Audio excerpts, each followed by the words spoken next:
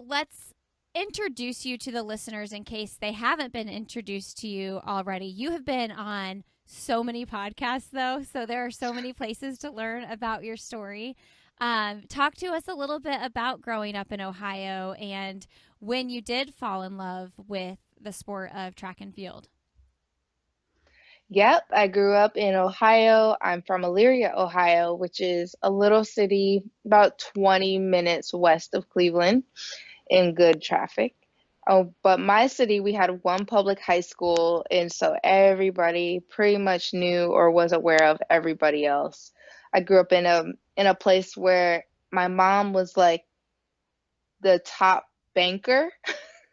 And so like even with my teachers, they probably did business with her or something. And my dad worked in the one factory in the city where everybody else worked. So it was like, if I did anything, somebody was like, oh, I'm going to tell your dad. Or it'd be like, oh, I saw your mom the other day. So it was very much like a little fishbowl for me and something I really wanted to escape. And so I did, we were very active as kids, but we weren't a family that did all of the summer clubs and youth soccer, anything like that. My dad is a martial artist and a boxer. My mom was a dance choreographer before she went into the finance industry. And we were always encouraged to move around.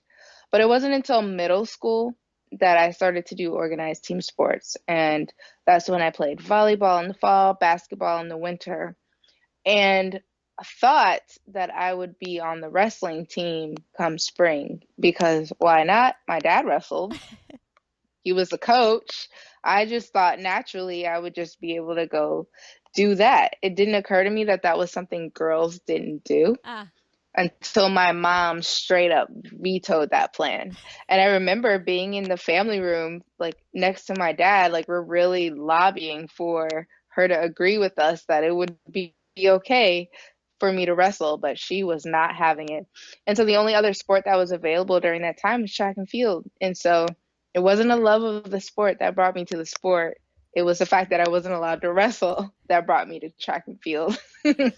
I remember there was a The love girl. came later. Yeah, I remember a girl on the wrestling team in middle school. She had three brothers, and her dad was a coach, and so she was on the wrestling team.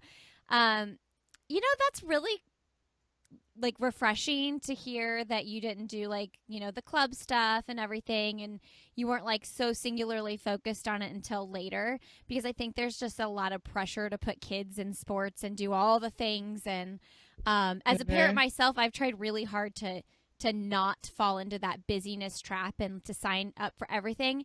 At the same time, you want to give your kids the opportunity to try different sports. I was just Right. talking to my husband about this last night. I was like, we need to get in the backyard with them and teach them different sports, so that we're not constantly toting them around to different places to try every single sport while also giving them the opportunity to try it. It's kind of a fine balance there. It is, but it's really important. I think you hit the nail on the head. It's not so much about specializing in something, but about trying everything. And maybe you develop an organic love of something over the others. And Mm. so your focus is more about not specializing right now so that you can maybe one day go pro, but it's just like you like that thing. So I put energy into other things. But you don't know that until you get out there and you try a bunch of things.